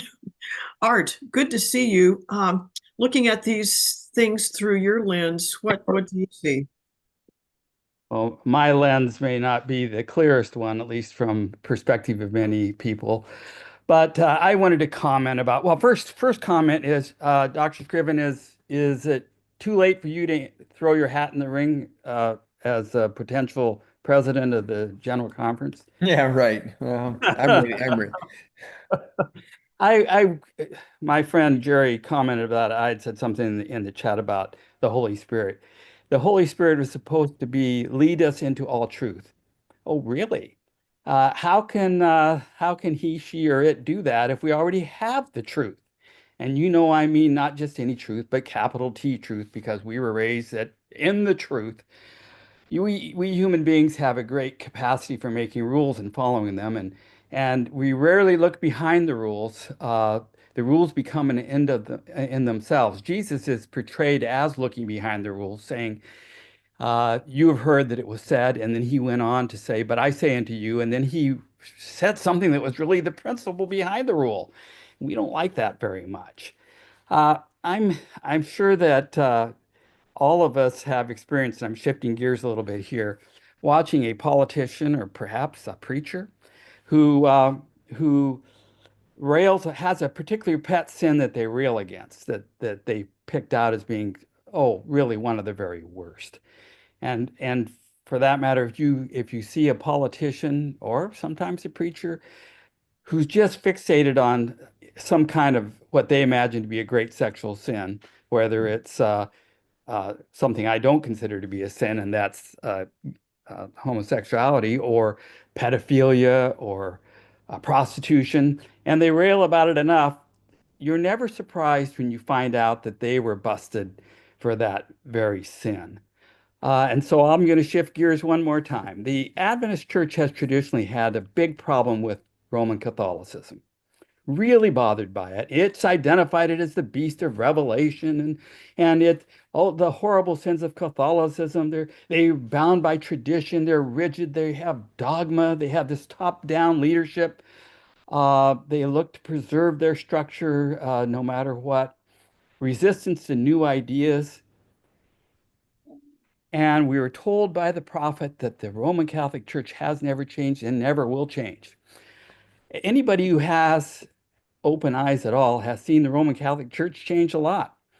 There is another organization that I think of who is bound by its own tradition, hidebound by it, is very rigid and has a dogma that they refuse to move from or to grow in, and who are insistent on preserving their old values, and never mind what the ideas behind the values were, these are what they are. And it strikes me that, well, you know who I'm describing, and all of us here know who I'm describing. And it doesn't escape me that, or any of us, that the book that the current General Conference president wants to share with the world and inundate the world with is not the Desire of Ages. It's not Steps to Christ. It's the Great Controversy. Yeah, it's a disaster. Yes. Yeah. I mean, and they infer from the book that our particular mission is to communicate a final warning message. Isn't that a phrase we hear quite a bit from these guys? And that just isn't the gospel. There's not a shred of joy in it, and it overlooks practically everything. So it's a shame. But I think when we talk about the church, we need to get in the habit of not assuming that church equals general conference, because that would, or even the topmost leadership of the general conference. It's hard for me not to fall into that habit, I'll admit, but the church is us. This Adventist Today Sabbath School class. Or maybe I should be more accurate and say it's us too. Mhm. You know, that makes me think of the old comic strip. Was it Pogo? Was that the name of it? Where we have seen the enemy and he is Yeah, us. it is And I'm us. wondering if the beast of Revelation, if we've seen the beast and he is us. Oh, the answer is almost certainly true. We should always read scripture as addressing not only our hopes and dreams, but also our flaws. So take any chapter you can think of and let's look at it honestly, both for the strength it gives and for the judgment it offers on us. Let's pay attention with a view to moral growth. Thank you. Thanks, Art. Appreciate it. Lauren, I presume you can unmute yourself. I can indeed. I just want to mention here a little earlier than I usually do. Next week, Bjorn and I are going to be at the General Conference. We're going to be covering the meetings as best we can and as fairly and honestly as we can. And so I have my friend Michael Schofield coming. I tried to get a hold of him this morning and ask him what he'll be talking about, but you know how Michael is. He is very exhaustive in his historical. It's always something having to do with history of the church, and he's great fun to listen to because he just brings so many so much background to bear.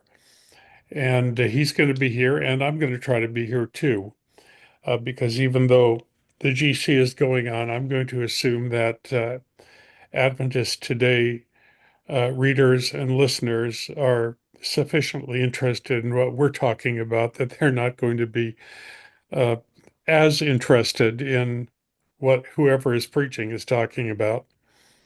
That may be an erroneous assumption, but I'm going to go ahead and make it anyway. The week after that is the last weekend of General Conference. I had promised you that Eric Anderson was going to be here. Eric has some medical things that have interfered with that. I don't think he'd mind me giving you that as his reason, a very legitimate reason. And the older I get, the more legitimate medical problems seem to me as reasons why somebody can't show up. And so Bjorn and I are going to do something that we hope will be fun for you anyway. We're going to do a sort of a discussion with all of you about the General Conference and about what we've observed. And our other friend, Nicole Brown, is going to be with Nicole Brown Dominguez is going to be with us. And we're just going to chat. We're going to tell you what we observed, what happened, what we saw. We're going to try to give you a little bit of a sense of what it was like. This is, by the way, my first General Conference. I've never been at one before. Never really wanted to, but I guess Adventist Today has finally forced me to to confront the General Conference in session, and so I'm going to be there. And then in August, we have both Dr. Sigve Tonstad is going to be speaking for us, and another of our very favorite teachers, Dr. Lawrence Turner from Newbold, just always does these wonderful scriptural things that just are mind expanding. And so he's going to be here. Still looking for teachers for August. Bjorn and I have been so caught up in getting ready for the GC that there's a lot of things that, at least on my part, I haven't finished. So just want to apologize to you that I can't extend the schedule out any farther into August than I have right now. Okay, that's where we're at. And I just want to let you know that this is going to be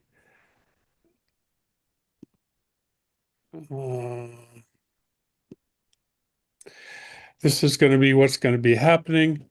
And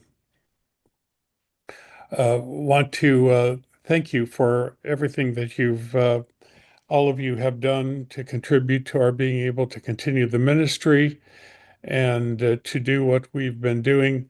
I think this General Conference session should be, well, I'm hoping, I don't know, Bjorn, do you have any thoughts? Do you want to join me here in this discussion? I'm hoping that we're able to do something interesting here and really unpack what's happening with our church. We love our church. We want it to be, we want it to succeed in the ways that we're talking about today. Okay. Bjorn didn't say anything. So let me ask you a question, Dr. Scriven, if you're ready to receive it. You said as you talked about Simone Weil, you said authority fails when it focuses on prevailing over its sphere rather than enabling people within that sphere to flourish. If legitimate authority evokes ready compliance, evaluative moral capacity remains crucial against authority's potential. Now that one hit me hard because so often when I've said there is moral thinking aside from the church, even aside from the Bible, there is moral thinking. We have the ability to evaluate even the morals of the Bible. That's true, by People the will way. jump on me and say, no, the Bible is a final moral authority. You have no personal morals within you. You only have the morals that are passed to you by the Bible, and the church has the ability to interpret those for you. And so it's very arrogant of you to say that you can evaluate the morals of any religious, of the Bible, or even of a religious institution. And I reject that. I do think there's something moral within human beings. I think I can look at certain passages in the Old Testament and say that was immoral. What they said God did there, either God didn't do or God was wrong. God was evil when God did that. But I tend to say, no, God didn't do that. This idea of evaluative moral authority is very interesting to me. And I would like you to talk a little bit about that. Do we have moral authority aside from all the things that religion would impose upon us? Well, the short version of my understanding of Christian morality is that it is shaped by the Bible story, underscore story. You can't just put your finger on a verse and say that's what you need to do today, but you look at the whole story. And for Christians, the whole story eventuates in the resurrection of Christ, so that Christ becomes the North Star. Christ becomes the standard by which we make moral judgments. But even if you say, and now I'm going to say something Art Klim actually brought to my mind, even if you say that Christ is the last word, that doesn't mean that we don't have to think anymore. And one of the reasons we know that is that Jesus himself, according to the Gospel of John, assured the disciples that the Holy Spirit would come and that the Holy Spirit would continue to guide them toward deeper understanding of the tradition that Jesus himself both reflected and came to define. So the doctrine of the Holy Spirit is essentially the claim that the God who made us is present to us in deliberation we attempt toward living well, toward dealing with our questions, toward overcoming discord. That is the fundamental premise. We have these conversations and God is with us. And that very premise came through in Matthew 18, where, whatever you bind on earth, whatever you loose on earth will be done in heaven, which I don't think means that if so-and-so in 1933 in Toppenish, Washington, decided to do X with regard to a divorce case in the church, that decision, which was bound in heaven as well as on earth, is a decision that must stand forever. No, the point is that God is with us, giving the support we need to think through everything from the fundamental standpoint of our conviction that Jesus was raised from the dead. We have the requirement, actually, to continue to think, and we are assured that God is with us as we continue to think. Yeah, thank you. Amen to that for sure. Thank you. Lynn, Boyd, good to see you. What's on your mind today? Yeah, first of all, I indulge myself with a couple personal observations. Chuck, I remember you, first of all, from Camp Mivenden when you worked with Gary Patterson. Oh, good night. Were you a kid? I was. Oh, I my remember goodness. I remember when they threw you guys into the lake, and that there was some discussion about that afterwards. Do you remember this? Well, I'm sure there was discussion. I don't have any long-standing resentments of anybody from camp. So. No, it wasn't you. It was Gary Patterson's wife that was pretty resentful about that. No respect. Come on. That was it. At any rate, I've never met anybody who remembers the fact that in that 1 year of internship, I was at summer camp with Gary Patterson at least 2 or 3 weeks. That was great fun. It was fun. I just wanted to bring actually some more personal observations that may not be obvious to this group here in North America. Other cultures have different ways of being candor, of expressing candor, and to express candor in some cultures where I've been, it could be a terrifying experience in the church context. The cultures that particularly value community are terrified of being thrown out of that community, and the kind of authoritarianism that it governs the church structure is very rigid in those communities sometimes. And I would guess that to address this, really one needs to go into more sociology, anthropological insights that I don't have, but the theology is there. I can see what you're talking about, but to do it, almost impossible. Well, that's one reason I asked the kind of question I asked when I said, really? I mean, Jesus says, go to the person who offends you. If that person doesn't listen, take somebody with you and try again. And if that doesn't work, then take it to the community, which in those days would have presumably been no bigger than can fit into a house. But we have to assume, and here I'm following your lead, that the culture in which Jesus expressed this approach to discord may be a culture sufficiently well suited to it. When we're all buttoned up, we don't like to talk to each other, we're shy, in the West.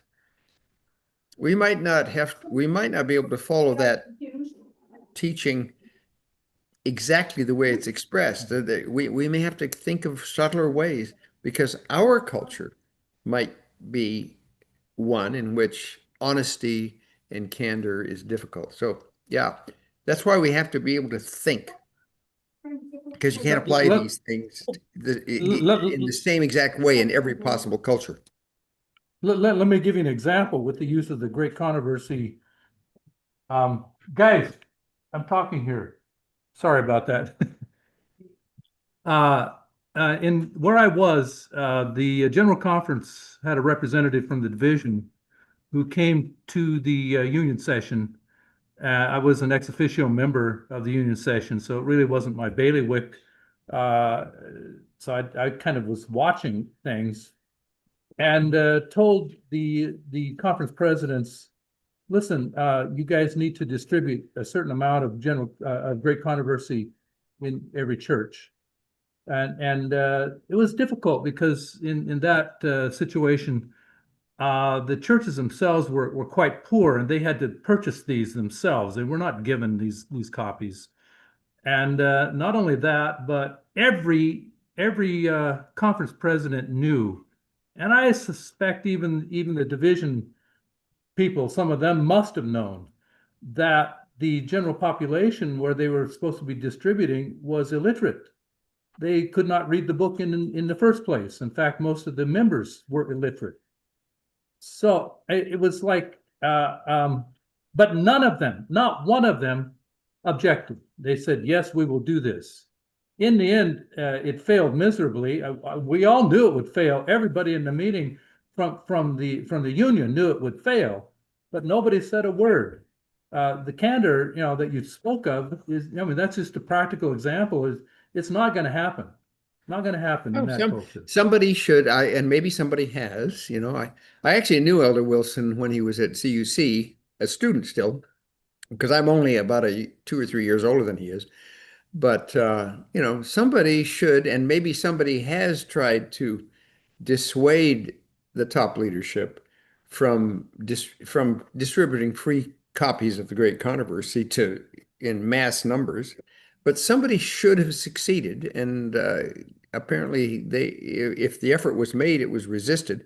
It's too bad, because part of what Matthew 18 is telling us is that if someone does come to talk to you having been offended, taken offense, you have an obligation to do your very best to look that person in the face and say, well, what are you going through? Did anyone ever ask those churches in more or less illiterate societies, so what are you going through in connection with this project? Well, we don't have the money. Well, our people can't read anyway. Does anybody really love in the sense Simone Weil suggests?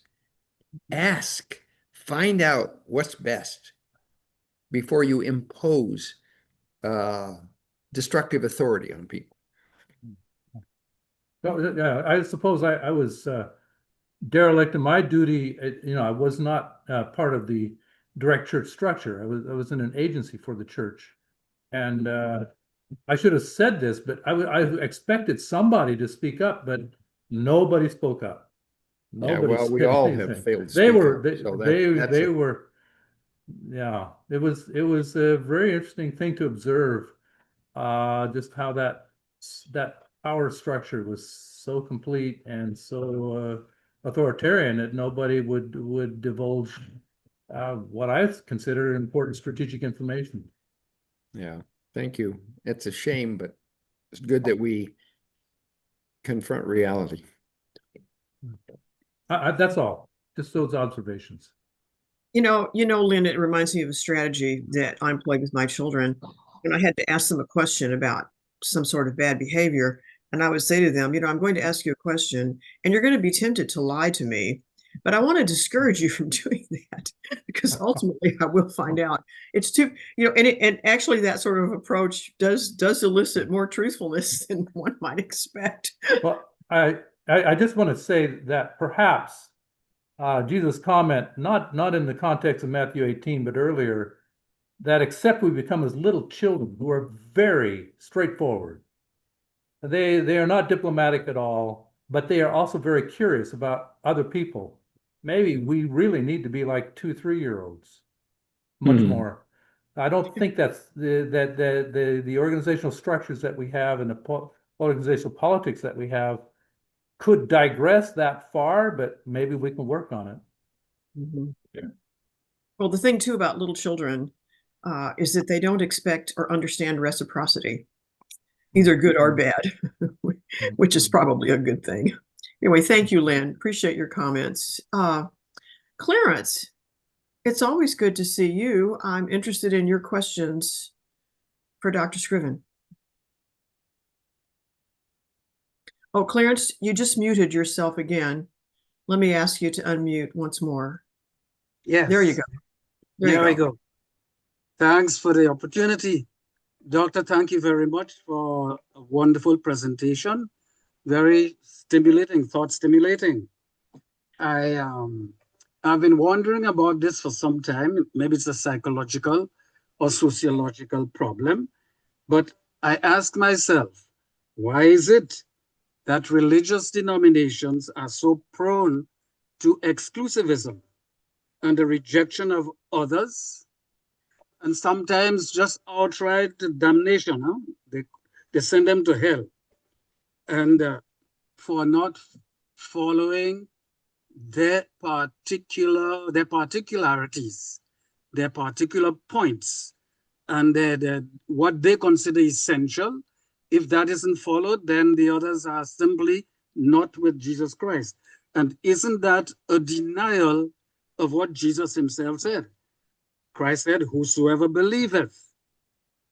When we take a stance saying that the other, for not following what we believe, is damned, aren't we setting up our position as the authority to the rejection of Jesus Christ himself? Well, you know what we need to do? We need to, instead of simply pontificating or imposing the idea that we're right, you're wrong on people, we need to invite them into conversation and discuss the strengths and weaknesses of the positions we take and attempt where we can to find agreement. So that we, any more Christianity, the whole of Christianity is on its heels. We probably should consider our Christian competitors to be allies against the kind of onslaught of sheer secularism, which often results in pessimism and depression. And so, yeah, arrogance doesn't become us if we're followers of Jesus. It's true. What do we do about it? Well, we have discussions like this. Just keep plugging away. Have good Sabbath school discussions. As long as the leadership is unwilling to really confront things in the way that we would wish, for example, the Adventist Review should be a place where discussion happens. And it tends not to. They're under pressure not to admit that there's a need for discussion. I know we're running out of time. I assume we're running out of time, but I mean, I'll tell you a quick story. John Peckham wrote an editorial in the Review about 2 months ago in which he made a lot of the Bible's call for basically peace and justice. And I thought, well, that's amazing because I don't expect that from Takoma or from Silver Spring. So I wrote a letter complimenting him on the editorial and saying that he had brought to light something that really does need to be emphasized. I said, this theme doesn't even occur in the 28 fundamental beliefs, that statement. So they published my letter, but chopped out the last bit where I referred to the fact that his important theme did not appear in the 28 fundamental belief fundamental statement. beliefs. Because at the top, there is overwhelming skittishness about admitting that anything is wrong with the official belief system. That illustrates your point, and it's something we ought to be fighting against in the spirit of Christ. It's simply wrongheaded. Thank you, Clarence. Thank you for drilling down on the thing that's most important, it seems like, in this discussion. Appreciate it. Doug, I presume it's you. I don't think I've ever heard Teresa's voice. And I've asked you to unmute if you'd like to. There you go. Indeed, it is me, and it's highly unlikely you would hear her. She's not given to that kind of thing. Like Lynn, I do remember Maivaden in the context of Chuck, or maybe Chuck in the context of Maivaden, because he had a Chrysler that I thought was so interesting. It had a push-button automatic transmission. Oh my goodness. I didn't have a Chrysler, but I think I did have a Chrysler product. It might have been a Plymouth. I don't know. Oh, maybe it was. Maybe it was. I did once have a push button transmission car. Yes, yes. He was my transportation. In any case, Linda, you remind me, talking about children and 2, 3, 4-year-olds that I have transported this last school year. One of them got on my bus, was the last one on the run, lifted his arm, smelled underneath and said, "Ooh, I got stinky armpits." I was just thinking, how many of us would ever think of that? I mean, that would be horrible. And so, yes, our candor somehow gets lost as we age, maybe. Perhaps sometimes not all entirely bad. But it also reminded me of a book that I'm reading, not far distant in its title. It's called What Happened to You? And it introduced me to something that I hadn't really thought of before that I think applies to Adventism. We're familiar with fight or flight when we're presented with something that's fearful. And sometimes people add freeze. That happens in airplane crashes where there's a small percentage of people that they don't flee, they freeze. They cannot move themselves. They seem paralyzed by that fear. But the book added a new one that I hadn't really thought of. Block. The first reaction to something fearful, as Lynn pointed out, maybe ostracization or in some way being excluded from the community, as to flock, to try to get together, stay together, be together, assume a role like everyone else. And I think of the church in Germany in the 1930s. They preserved the institution and completely acted immorally. But I think maybe the larger Adventist church also has that because we have this sort of fear of everyone else, all the others, whether those are Catholics or unbelievers or non-Adventist, as we call them. And it does seem that we perhaps flock out of fear in our basic Adventism, and I'm not sure what all that means, but it just strikes me as something very Adventist, and I suppose in a way very human. Anyway, thank you, Chuck. Yeah, you're very welcome.